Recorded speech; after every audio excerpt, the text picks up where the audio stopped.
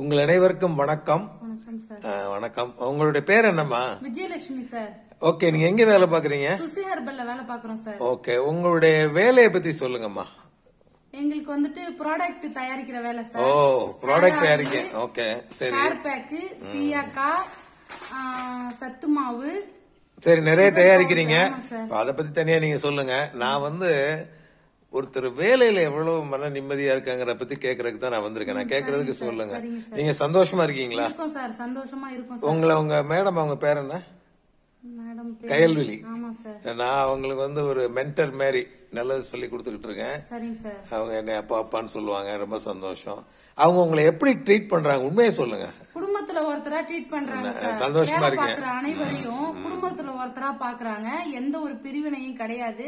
அவங்க எதை அனுபவிச்சாலும் அதை எங்களுக்கும் ஷேர் பண்ணணும்னு நினைக்கிறாங்க சார். சரி, அதே சமயத்துல அந்த மாதிரி இருக்கப்ப சில வேலைக்கு பாக்குறவங்க கொஞ்சம் அட்வான்டேஜ் எடுத்துக்கிட்டு நல்லா பாக்காம இருப்பாங்கல்ல சில பேர். உங்களை சொல்ல ரொம்ப பிரியமா இருந்தாங்கன்னு வச்சுக்கோங்க, தலைமையில ஏறிட்டு இருப்பாங்க. அதை பத்தி என்ன நினைக்கிறீங்க? அந்த மாதிரி எல்லாம் கிடையாது சார். எங்க மேடம் இந்த வேலைன்னு சொல்லிட்டு அதை முடிச்சிட்டு தான் சார் நாங்க உட்காருவோம். நீங்க ஆமா, அதை பண்ணிட்டு தான் அதுக்கப்புறம் எந்த வேலையா இருந்தாலும் நாங்க பாப்போம். சரி, உங்களுக்கு சில பேர் வெறுமனே பேசுவாங்க, வாய் நல்ல சந்தோஷமா பேசுவாங்க, காரியத்துல பண்ண மாட்டாங்க. அதெல்லாம் எதுவுமே இல்ல சார். எங்க மேடம் பேச்சுலயும் சரி, வேலை குடுக்கறதுலயும் எங்களுக்கு கஷ்டமான வேலை குடுத்துட்டா ஒரு வாரம் கஷ்டமா பண்ணா கூட ஒரு வாரம் எங்களை ரெஸ்ட் எடுக்க விடுவாங்க சார். அது மாதிரி ஒரு எம்டி சார் எங்களுக்கு நல்ல சம்பளம் ஒழுங்கா கொடுத்துருவாங்க. எல்லாமே குடுக்குறாங்க சார் கரெக்டா எங்களுக்கு. சரி, நீங்க முன்னாடி கொஞ்சம் மன கஷ்டத்துல இருந்துட்டு அப்புறம் வந்தீங்கன்னு நான் உங்ககிட்ட பேசிட்டு சொன்னீங்க.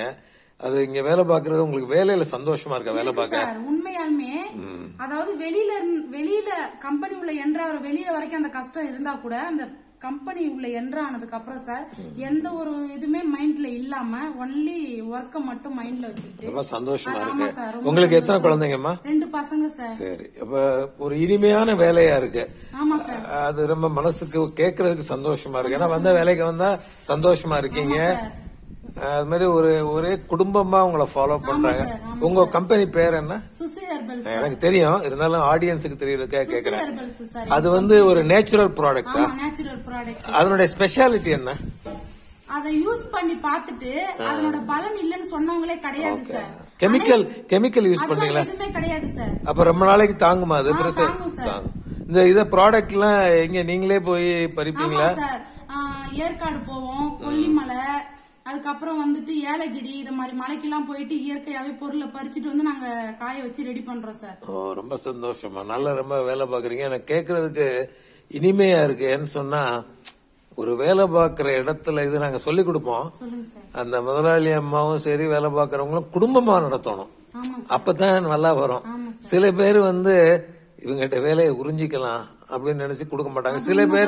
சில பேரு வெறும் வேலைக்காரங்க ஏமாத்தலான்னு பாப்பாங்க.